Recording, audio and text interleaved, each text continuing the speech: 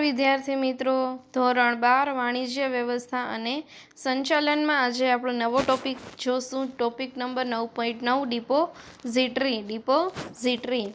એની અર્થ અને સમજૂતી જોઈએ. પહેલાં ભારતમાં કંપની ધારા અન્વયે નોંધાયેલી કંપની ડિપોઝિટરી તરીકે કામ કરી શકે છે. કે ડિપોઝિટરી કાયદો છે એ ઓગસ્ટ 1996થી અમલમાં આવ્યો છે. ડિપોઝિટરીએ તેની કામગીરી શરૂ કરતા પહેલા સેબી પાસેથી નોંધણીનું પ્રમાણપત્ર મેળવવું પડે છે. આપણે જોયું હતું કે ડિપોઝિટરી છે એની સ્થાપના ક્યારે થઈ છે, તો કે ઓગસ્ટ 1996થી એનો કાયદો છે એ અમલમાં આવ્યો છે. અને ડિપોઝિટરીની કામગીરી શરૂ કરતા પહેલાં તે છે એ સેબી પાસેથી નોંધણીનું પ્રમાણપત્ર છે એ મેળવવું પડતું હોય છે. ડિપોઝિટરીની કામગીરીનું નિયંત્રણ ડિપોઝિટરી કાયદા અને સેબી દ્વારા થાય છે. ડિપોઝિટરી કાયદા અને સેબી દ્વારા છે ડિપોઝિટરી કામગીરીનું નિયંત્રણ થાય છે. સમગ્ર ડિપોઝિટરી પ્રક્રિયામાં ડીમેટ ખાતું અને ડીમટીરિયલાઇઝેશન કેન્દ્ર સ્થાને છે. ડીમેટ ખાતું અને ડીમટીરિયલાઇઝેશન છે એ કેન્દ્ર સ્થાને છે. ડિપોઝિટરીનું પ્રાથમિક કાર્ય ભૌતિક સ્વરૂપની જામીનગીરીઓનું ઇલેક્ટ્રોનિક સ્વરૂપમાં પરિવર્તન કરવાનું અને તેનો ઇલેક્ટ્રોનિક સ્વરૂપે જાળવી રાખવાનું છે. આપણે ડીમેટ ખાતું જોયું હતું આગળ, કે ડીમેટ ખાતું શું કરે છે, ભૌતિક સ્વરૂપની જે કોઈ પણ જામીનગીરી છે એનું રૂપાંતર ઇલેક્ટ્રોનિક સ્વરૂપે કરી આપે છે. આ ઉપરાંત જામીનગીરીઓના સોદા સંબંધિત સેવા પણ પૂરી પાડે છે. હવે ભારતમાં હાલમાં 2 ડિપોઝિટરી છે, NSDL અને CDSL. National securities depository limited અને CDSL central deposit services limited.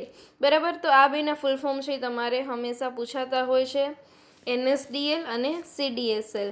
ઉપરોક્ત બંને ડિપોઝિટરીઓ રોકાણકાર ગ્રાહકને તેમના પ્રતિનિધિ કે એજન્ટ એવા મધ્યસ્થીઓ દ્વારા સેવા આપે છે જેને ડિપોઝિટરી પાર્ટિસિપન્ટ કહે છે.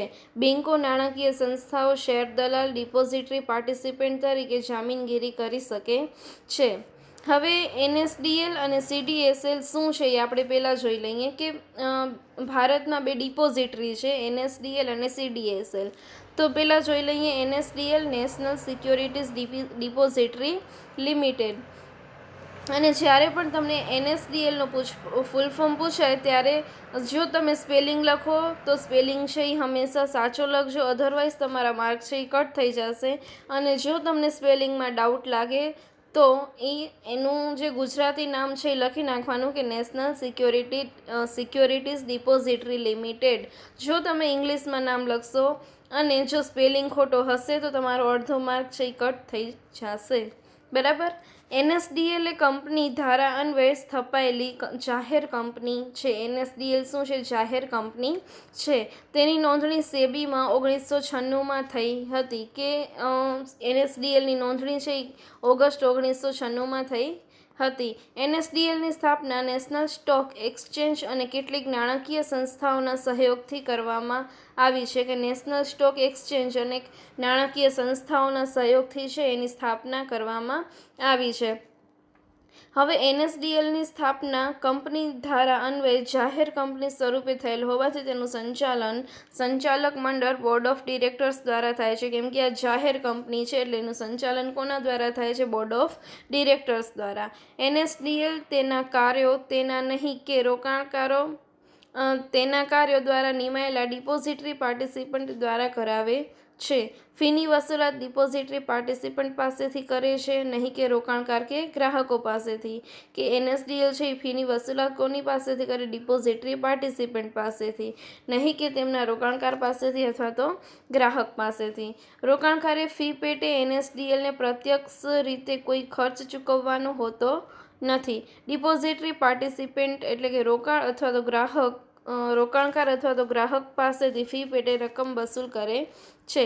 આ સંસ્થા ડિમટીરિયલાઇઝેશન, રીમટીરિયલાઇઝેશન, ઇલેક્ટ્રોનિક રીતે સોદાની પતાવટ, હકના શેર અને બોનસ શેર ગ્રાહકના ખાતામાં જમા આપવા, ગ્રાહકનું ખાતું સ્થગિત કરવું વગેરે સેવા છે એ ઓનલાઈન પૂરી પાડતી જોવા મળે છે. કે NSDL છે એ આ બધી જે સુવિધા છે એ ઓનલાઈન પૂરી પાડે છે કે ડીમટીરિયલાઇઝેશન, રીમટીરિયલાઇઝેશન કે ઇલેક્ટ્રોનિક રીતે સોદાની પતાવટ, હકના શેર હોય, બોનસ શેર હોય, તો એ બધા છે એ શું કરે છે, ઓનલાઈન સેવા પૂરી પાડે છે. અને હવે જોઈએ CDSL, central depository services. Central depository services લિમિટેડની સ્થાપના મુંબઈ શેર બજાર અને બેંકોના સહયોગથી 1999માં કરવામાં આવી. કે CDSL છે એ જાહેર કંપની છે, તો એની સ્થાપના ક્યારે થઈ છે? 1999માં. CDSLનો ઉદ્દેશ રોકાણકારોને સુવિધાયુક્ત સેવાઓ સલામત રીતે પૂરી પાડવાનો છે. કેવો? તો કે સુવિધાયુક્ત સેવાઓ છે એ સલામત રીતે પૂરી પાડવાનો છે. તેની સાથે નોંધાયેલા પાર્ટિસિપન્ટની યાદી વખતોવખત તેની વેબસાઇટ ઉપર પ્રસિદ્ધ કરે છે. કે CDSL છે એ પોતાના જે નોંધાયેલા પાર્ટિસિપન્ટ હોય એની જે વખતોવખત તેની યાદી હોય એ શું કરે છે? પ્રસિદ્ધ કરે છે. CDSL સમગ્ર ભારતમાં ઓનલાઈન ડિપોઝિટરી સેવા પૂરી પાડે છે. કેવી? તો કે ઓનલાઈન ડિપોઝિટરી સેવા પૂરી પાડે છે. સમગ્ર દેશમાં CDSL અને NSDLના ડિપોઝિટરી પાર્ટિસિપન્ટ તેમની સાથે ઇલેક્ટ્રોનિકલી જોડાયેલા હોવાથી રોકાણકારોને ઘર આંગણે ડિપોઝિટરીની તમામ સેવાઓ ઉપલબ્ધ બને છે. NSDL અને CDSLની કેન્દ્રિત પ્રથા દરેક વ્યવહાર પર નજર રાખે છે. જે ઓનલાઈન કામ કરતી હોય છે તે દરેક વ્યવહાર જે ઓનલાઈન થતા હોય છે એના ઉપર શું કરે છે? નજર રાખે છે. હવે ડિપોઝિટરી સેવા જોઈ લઈએ કે ડિપોઝિટરી સેવાઓ શું છે. ડીમટીરિયલાઇઝેશન અને રીમટીરિયલાઇઝેશન. રોકાણકારની ભૌતિક સ્વરૂપની જામીનગીરીઓને ડીમટીરિયલાઇઝેશન દ્વારા ઇલેક્ટ્રોનિક સ્વરૂપે જાળવે છે. ડીમેટ ખાતામાં જામીનગીરીઓની જાળવણી કરે છે. બરાબર. ડિપોઝિટરી છે એ શું કરે? ડીમેટ ખાતામાં જામીનગીરીઓ હોય એની ઇલેક્ટ્રોનિક સ્વરૂપે જાળવણી કરે. પરિણામે જામીનગીરીઓ ચોરાઈ જવાનો કે નષ્ટ થઈ જવાનો ભય રહેતો નથી. જ્યારે જામીનગીરી આપણે ભૌતિક સ્વરૂપમાં સાચવીએ છીએ, ઇટ મીન્સ કે તે કાગળ સ્વરૂપમાં જાળવણી કરીએ છીએ, ત્યારે તે ચોરાઈ જવાનો કે નષ્ટ થઈ જવાનો ભય રહે છે, પરંતુ આમાં તેવો કોઈ પણ પ્રકારનો ભય રહેતો નથી. આ અર્થમાં ડિપોઝિટરી જામીનગીરીઓની જાળવણી કરતી બેંક ગણાય. ડીમેટ સ્વરૂપે જળવાયેલી જામીનગીરીઓનું રોકાણકારની ઈચ્છા અનુસાર રીમટીરિયલાઇઝેશન પણ કરે છે. ઓછા ખર્ચે જામીનગીરીઓની સરળ ફેરબદલી. ડિપોઝિટરી સેવાને કારણે જામીનગીરીઓની ફેરબદલી ઝડપથી થાય છે. કાગળ કામકાજમાં ઘટાડો થાય છે. હવે આમાં શું થાય છે કે જામીનગીરીની છે એ ઇલેક્ટ્રોનિક સ્વરૂપમાં ડેટા હોય છે, તેથી એની ફેરબદલી ઝડપથી થાય છે. કાગળના જે કામકાજ હતા એમાં ઘટાડો થાય છે. ભૌતિક શેરની ફેરબદલી સાથે સંકળાયેલા પ્રશ્નો પણ છે એ દૂર થાય છે. દાખલા તરીકે બનાવટી ફેરબદલી, ખામીયુક્ત ડિલિવરી, એ બધા જ્યારે ભૌતિક સ્વરૂપમાં શેર હતા તો એ બધામાં શું થતું હતું? પ્રશ્નો રહેતા હતા. પરંતુ આવા જ્યારે જામીનગીરીઓ ડેટાના સ્વરૂપમાં હોય છે ત્યારે આવા કોઈ પણ પ્રકારના પ્રશ્નો રહેતા નથી. આ ઉપરાંત રોકાણકારને દલાલી ખર્ચ, ટપાલ ખર્ચ, કુરિયર ખર્ચ, સ્ટેમ્પ ડ્યુટી વગેરેમાં પણ બચત થાય છે. ડિપોઝિટરીને કારણે ફક્ત એક શેરનો પણ વેપાર થઈ શકે છે. પછી છે સોદાની ઝડપી પતાવટ. ડિપોઝિટરીને કારણે સોદાની પતાવટ ઝડપી થાય છે. ડિપોઝિટરી પાર્ટિસિપન્ટ જામીનગીરીઓની ફેરબદલી કેવી રીતે કરે છે? તો કે ઝડપથી કરે છે. સોદાની પતાવટ સાથે તરત જ જામીનગીરીઓ અથવા રોકડ મળી જાય છે. હવે જ્યારે સોદાની પતાવટ થાય છે એ પતાવટ થયા પછી તરત જ એને રોકડ મળી જાય છે, એટલે શું થાય છે? ઝડપી થાય છે. રોકાણકારે કંપની સાથે પત્રે વ્યવહાર કરવાની જરૂર રહેતી નથી, કે રોકાણકાર હોય અને કંપની સાથે કોઈ પણ પ્રકારનો પત્ર વ્યવહાર કરવાની જરૂર રહેતી નથી. શેર બજારમાં જામીનગીરીઓના સોદાની પતાવટ વિવિધ પક્ષકારો વચ્ચે ઇલેક્ટ્રોનિક પદ્ધતિથી થતી હોય છે, એટલે ઝડપથી થતી હોય છે. ગ્રાહકના ખાતામાં નોંધ. રોકાણકારને કંપની તરફથી મળવાપાત્ર બોનસ હોય, હકના શેર હોય, ઉપરાંત જાહેર ભરણા દ્વારા ફાળવવામાં આવેલ શેર ઇલેક્ટ્રોનિક પદ્ધતિથી ગ્રાહકના ખાતામાં છે જમા થતા હોય છે. ઇલેક્ટ્રોનિક પદ્ધતિ ઇટ મીન્સ કે ઓનલાઈન છે એ ઓનલાઈન જ ટ્રાન્ઝેક્શન થતું જોવા મળતું હોય છે. ગીરો મૂકવાની સગવડ. જામીનગીરીઓ ગીરો મૂકવાની અને જામીનગીરીઓ ઉપર લોન લેવાની સગવડ આપે છે. કંપની છે એ જામીનગીરી આપણને ગીરો મૂકવી હોય અને જામીનગીરીઓ ઉપર લોન લેવાની સગવડ પણ રોકાણકારને આપતી હોય છે. ખાતું સ્થગિત કે બંધ કરવાની પણ સગવડ છે. લાંબા સમય માટે પરદેશ જવાનું થાય અથવા કોઈ કારણસર થોડા સમય પૂરતું ખાતું બંધ રાખવું હોય તો ખાતું તેટલા સમય માટે બંધ કરવાની પણ સગવડ આપે છે. જરૂરિયાત અનુસાર ખાતું બંધ પણ કરાવી શકાય છે. જો આપણને એની જરૂર ન હોય તો આપણે ખાતું બંધ કરવાની પણ સગવડ છે એ આપતી હોય છે. માહિતીની નોંધ અને સંગ્રહ. જામીનગીરીઓ સાથે સંકળાયેલા દરેક વ્યવહારની નોંધ ડીમેટ ખાતામાં રાખે છે.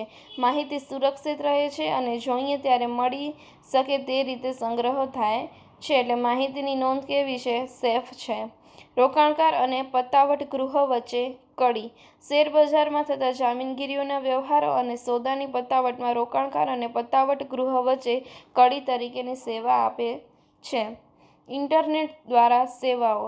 ડિપોઝિટરી તેના ડિપોઝિટરી પાર્ટિસિપન્ટ દ્વારા રોકાણકારોને ઇન્ટરનેટ દ્વારા વ્યાજબી ભાવે સેવા પૂરી પાડે છે. ગ્રાહકને તેના ખાતાની છેલ્લામાં છેલ્લી માહિતી પણ પૂરી પાડે છે. ઇન્ટરનેટ દ્વારા છે આ બધી સેવાઓ છે ગ્રાહકોને પૂરી પાડવામાં આવતી હોય છે. ગ્રાહકના તેનો છેલ્લામાં છેલ્લો ખાતો હોય તેની પણ માહિતી છે એ ઇન્ટરનેટ દ્વારા મળતી હોય છે. એટલે ડિપોઝિટરીની સેવા છે ઇન્ટરનેટ દ્વારા પણ મળતી હોય છે. તો આ હતા ડિપોઝિટરી સેવા કે ડિપોઝિટરી રોકાણકારને ગ્રાહકને કઈ કઈ સેવાઓ આપે છે. હવે જોઈએ જામીનગીરી ખરીદ વેચાણની પ્રોસેસ કે આપણને કોઈ પણ જામીનગીરી ખરીદવી છે તો એની પ્રોસેસ શું છે જોઈ લઈએ. થોડા વર્ષો પહેલાં ભારતના શેરબજારમાં શેર દલાલો નિયત સમયે શેરબજારના ફ્લોર ઉપર ભેગા થતા. હવે ફ્લોર ઉપર ખુલ્લી રીતે બૂમો પાડીને અને હાથની વિવિધ સંજ્ઞાઓ દ્વારા જામીનગીરીઓના સોદા કરતા હતા. હવે આ જૂની પરંપરાગત પદ્ધતિને સ્થાને ઓનલાઈન સ્ક્રીન આધારિત ઇલેક્ટ્રોનિક વેપાર પ્રથા અસ્તિત્વમાં આવી. હવે જામીનગીરીઓની ખરીદ અને વેચાણની પ્રક્રિયા છે એ આપણે જોઈએ તો એમ પહેલાં શું થતું હતું કે શેરબજારમાં શેર દલાલો છે એ નિયત સમયે છે એ શું થતા એક જ ફ્લોર ઉપર એકઠા થતા અને ફ્લોર ઉપર ખુલ્લી રીતે બૂમો પાડતા અને હાથની વિવિધ સંજ્ઞાઓ અને જામીનગીરીઓના શું કરતા સોદા કરતા હતા. હવે આ પરંપરા કેવી થઈ? જૂની થઈ. એને સ્થાને ઓનલાઈન સ્ક્રીન આધારિત ઇલેક્ટ્રોનિક વેપાર પ્રથા છે એ અસ્તિત્વમાં આવી છે. ભારતના બધા જ શેરબજારમાં ઓનલાઈન વેપાર પ્રથા અસ્તિત્વમાં આવી છે. નેશનલ સ્ટોક એક્સચેન્જ અને over the counter OTC over the counter exchange એ તો એમની સ્થાપનાની શરૂઆતથી સ્ક્રીન આધારિત ઓનલાઈન વેપાર પ્રથા અપનાવી છે. હવે ઓનલાઈન વેપાર પ્રથા આવી છે કે નેશનલ સ્ટોક એક્સચેન્જ અને OTC છે એક્સચેન્જ છે એ તો શું કરે છે? સ્થાપનાની શરૂઆતથી જ ઓનલાઈન વેપાર છે એ પ્રથા અપનાવે છે. મુંબઈ શેરબજાર અને નેશનલ સ્ટોક એક્સચેન્જે રાષ્ટ્રવ્યાપી સંપૂર્ણ સ્વયં સંચાલિત સ્ક્રીન આધારિત વેપાર પ્રથા દાખલ કરી છે. એટલે કે સંપૂર્ણ રીતે ઓનલાઈન. નેશનલ સ્ટોક એક્સચેન્જનો સ્ક્રીન આધારિત વેપાર પ્રથા NEAT national exchange for automated trading તરીકે અને મુંબઈ શેર બજારનો સ્ક્રીન આધારિત વેપાર પ્રથા BOLT BSE online trading Bombay stock exchange online trading તરીકે પણ ઓળખવામાં આવે છે કે હવે છે એ ઓનલાઈન ટ્રેડિંગ તરીકે વેપાર થતો જોવા મળે છે. ઇન્ટરનેટ ટ્રેડિંગ પ્રથાને કારણે રોકાણકારો તેમની જામીનગીરીઓ ઓનલાઈન ખરીદી અને વેચી શકે છે. ઇન્ટરનેટના ઉપયોગ દ્વારા રોકાણકાર દ્વારા જામીનગીરીઓના ખરીદ વેચાણના ઓર્ડર એવી રીતે મૂકવામાં આવે છે કે જેનો અમલ દલાલ દ્વારા થાય. ઓનલાઈન વેપારમાં જામીનગીરીઓના ખરીદ વેચાણની પ્રક્રિયા નીચે પ્રમાણે જણાવી શકાય છે કે હવે જ્યારે આપણને કોઈ પણ જામીનગીરી ખરીદવી છે તો એની પ્રોસેસ શું છે? કેવી રીતે ખરીદાય અને કેવી રીતે વેચી શકાય?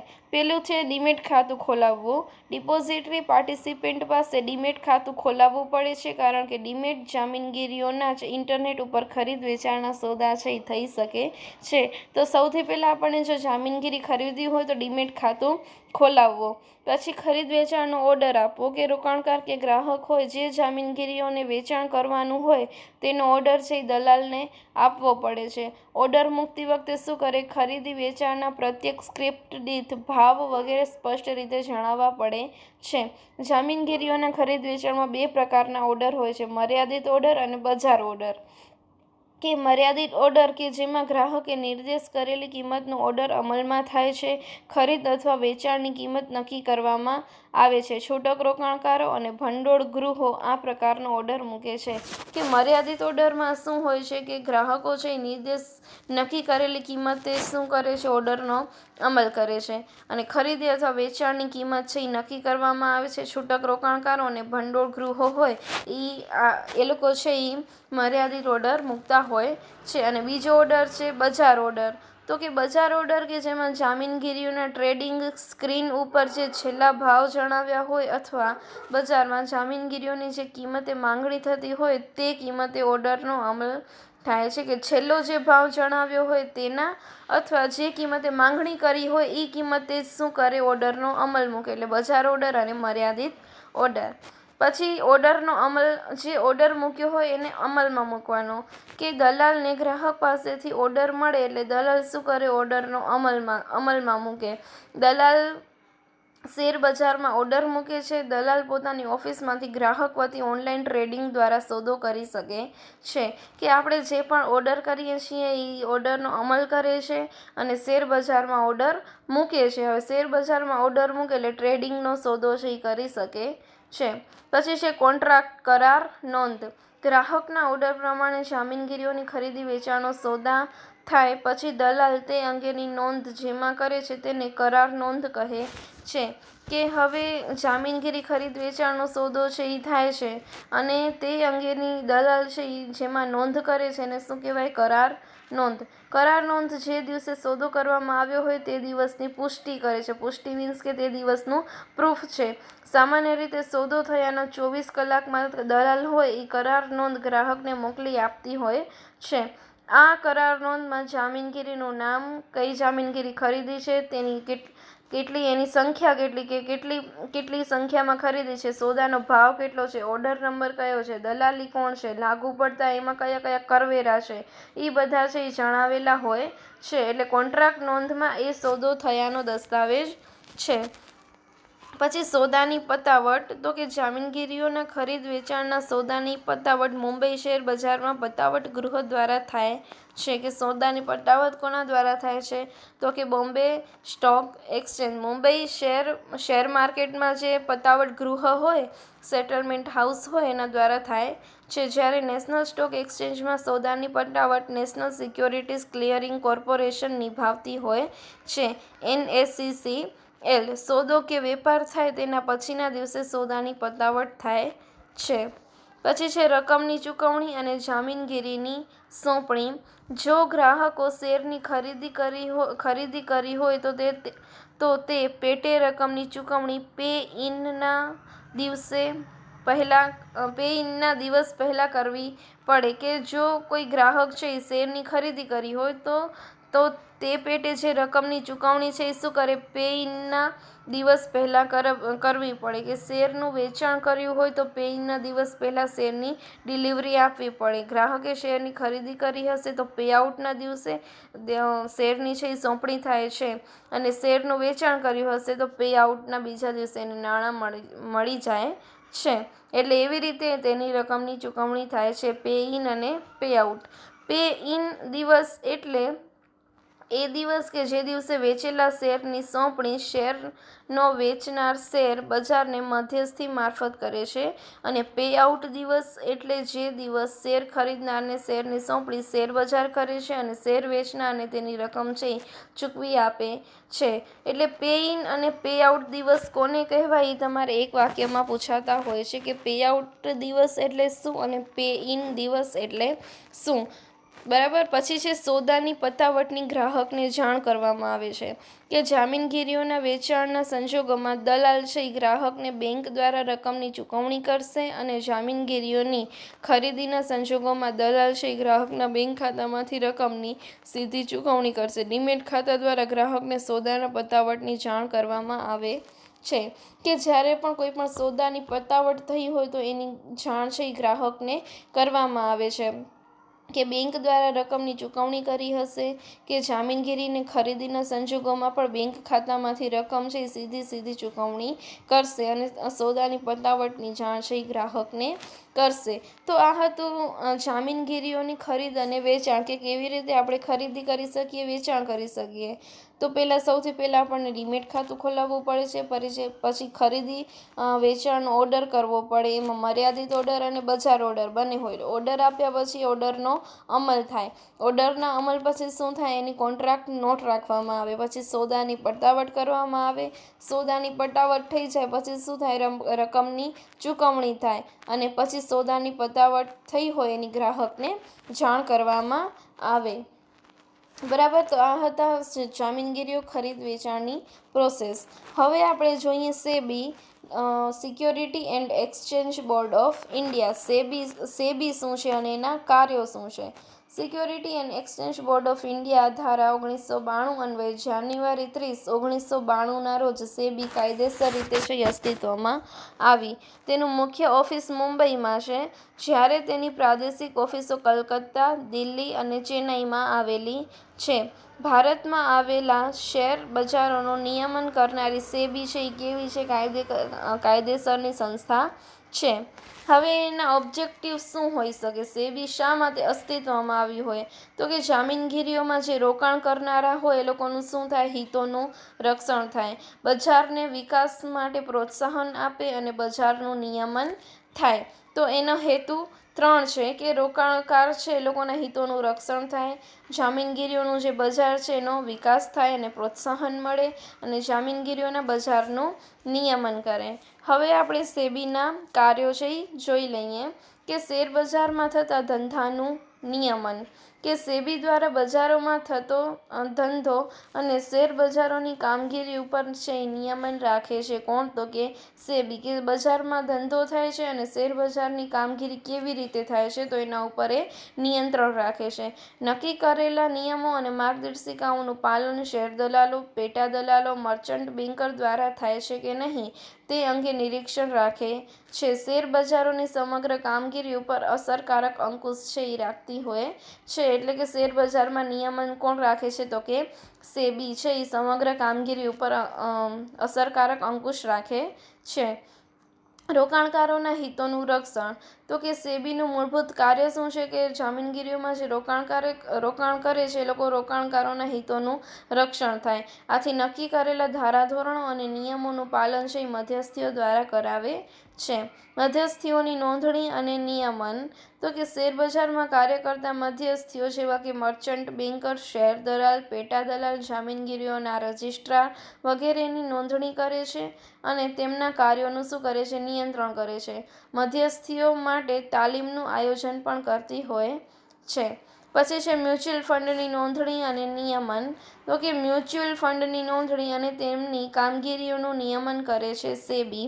આ માટે સેબીના ધારાધોરણો નક્કી કર્યા છે અને તેનું પાલન મ્યુચ્યુઅલ ફંડ કરે છે. હવે મ્યુચ્યુઅલ ફંડ છે એની નોંધણી અને તેમની કામગીરી, કે મ્યુચ્યુઅલ ફંડ છે એની નોંધણી અને મ્યુચ્યુઅલ ફંડની કામગીરી છે તો એનું પણ નિયમન સેબી કરે છે અને સેબીના ધારાધોરણો નક્કી કર્યા છે એનું પાલન પણ મ્યુચ્યુઅલ ફંડ છે એ કરે છે. પછી કપટયુક્ત વેપાર બંધ કરાવવો. શેરબજારોમાં જામીનગીરીઓમાં થતો જે કપટયુક્ત વેપાર છે એ બંધ થાય તે માટે સેબી છે એ પગલાં લે છે. દલાલોની નોંધણી રદ કરવી. જે શેર દલાલો સેબીએ નક્કી કરેલા નિયમો અને માર્ગદર્શિકાનું જો પાલન ન કરે અને માહિતી પૂરી પાડવામાં નિષ્ફળ જાય તો તેની નોંધણી શું કરાવી નાખે છે, રદ કરાવી નાખે છે. સેબી શું કરે છે? નિયંત્રણ રાખે છે અને જો યોગ્ય ધારાધોરણો માર્ગદર્શિકાનું પાલન ન થાય તો તેની નોંધણી છે એ રદ થાય છે. કંપનીઓના જોડાણ અને હસ્તગતનું નિયમન કરવું. રોકાણકારોનું હિત જળવાય તે માટે કંપનીઓના જોડાણ અને હસ્તગત ઉપર શું કરે છે? નિયમન રાખે છે. નાના રોકાણકારોના જોખમે કંપનીઓનું જોડાણ અને હસ્તગત ન થાય તે માટે સેબીએ માર્ગદર્શિકાઓ છે બહાર પાડે છે. જાહેર ભરણાના સંદર્ભમાં માર્ગદર્શિકાઓ. નવી કંપની પ્રથમ વખત મૂડી ભરણું લઈને અથવા વર્તમાન કંપની મૂડી ભરણા માટે બજારમાં આવતી હોય તો બંને માટે અલગ અલગ માર્ગદર્શિકાઓ છે બહાર પાડી હોય છે કે સેબીની જે માર્ગદર્શિકાઓ હોય છે તો મૂડી ભરણું જે પ્રથમ નવી કંપની છે એ શું કરે? પ્રથમ વખત મૂડી ભરણું લઈને અથવા તો વર્તમાન કંપની છે એ મૂડી ભરણા માટે બજારમાં આવતી હોય છે તો એ લોકોનું શું કરે છે? માર્ગદર્શિકાઓ, નવી કંપનીની જે માર્ગદર્શિકાઓ હોય તો એ સેબી શું કરે છે? બહાર પાડી આપે છે. પછી સ્વનિયમન. શેર બજારના મધ્યસ્થીઓ દ્વારા સ્વનિયમન થાય તે માટે સેબી પ્રયત્નશીલ રહે છે. મધ્યસ્થીઓ તેમના ધંધાદારી મંડળો સ્થાપે તે માટે પ્રોત્સાહન આપે છે. સ્વનિયમન મીન્સ કે પોતે જ શેર બજારના જે મધ્યસ્થીઓ છે એ પોતે જ શું કરે? સ્વનિયમન કરે તે સેબી, તેના માટે સેબી છે એ પ્રયત્નશીલ રહે અને મધ્યસ્થીઓ જ તેના ધંધાદારી મંડળો સ્થાપે તેના માટે તે સેબી છે એ પ્રોત્સાહન આપતી હોય છે. શેર બજારોની કાર્યક્ષમ બજાર તરીકે જાળવણી. નિયમનો, નિયંત્રણો અને વિવિધ માર્ગદર્શિકાઓ દ્વારા શેર બજારોની સ્થિરતા અને કાર્યક્ષમતા જાળવે છે. ચોપડાઓની તપાસ. જામીનગીરીઓ બહાર પાડનાર કંપની, ડિપોઝિટરી પાર્ટિસિપન્ટ અને લાભાર્થી માલિકના ચોપડાઓની જરૂર જણાય તો તપાસ કરતી હોય છે. શેરબજારનું નિરીક્ષણ અને તપાસ. શેરબજાર ઉપર લાદવામાં આવેલા નિયમોનું પાલન થાય છે કે નહીં, શેરબજારની વ્યવસ્થા, પદ્ધતિ અને કામગીરી સેબીના કાયદા અનુસાર ચાલે છે કે નહીં તેના સંદર્ભમાં સેબી નિરીક્ષણ અને તપાસ કરી શકે છે. હવે શેરબજારમાં જે નિયંત્રણો લાદવામાં આવ્યા હોય છે તે નિયમોનું પાલન થાય છે કે નહીં, કે નવી બજારની વ્યવસ્થા, પદ્ધતિ છે કે કામગીરી છે એ સેબીના કાયદા અનુસાર ચાલે છે કે નહીં તો તે અંગે સેબી શું કરે છે? તપાસ કરાવી શકે છે. જરૂર જણાય તો મધ્યસ્થીઓની પૂછપરછ કરે, તપાસ અને હિસાબોનું પણ ઓડિટ છે એ કરે છે. પછી માર્ગદર્શિકાઓ. શેર દલાલ અને પેટા દલાલ, મર્ચન્ટ બેન્કર, ડિબેન્ચરના ટ્રસ્ટીઓ, કંપની દ્વારા જામીનગીરીઓ પરત લેવી વગેરે અંગે વખતોવખત સેબીએ માર્ગદર્શિકાઓ છે એ બહાર પાડવી પડતી હોય છે. વાર્ષિક અને સામયિક અહેવાલો મેળવવા. શેરબજારોની કામગીરી અને પ્રવૃત્તિઓની જાણકારી મેળવવા છે એ વાર્ષિક અહેવાલો બજારો પાસેથી વિવિધ પત્રકોના સ્વરૂપમાં અહેવાલ મેળવે છે કે કામગીરી છે એ કેવી રીતે શેરબજારની જે કામગીરી છે અને પ્રવૃત્તિ છે એની જાણકારી પણ મેળવવી જરૂરી છે તો એ જાણકારી માટે વિવિધ પત્રકોના સ્વરૂપમાં અહેવાલ પણ મેળવે છે. સંશોધન કાર્ય. ઉપરોક્ત બધા જ કાર્યો અસરકારક રીતે કરી શકાય તે હેતુથી સેબી છે એ રિસર્ચ કાર્ય, ઇટ મીન્સ કે સંશોધન કાર્ય પણ હાથ ધરે છે. બરાબર. તો નાણાકીય બજાર એ ચેપ્ટર છે આપણું અહીં પૂર્ણ થાય છે.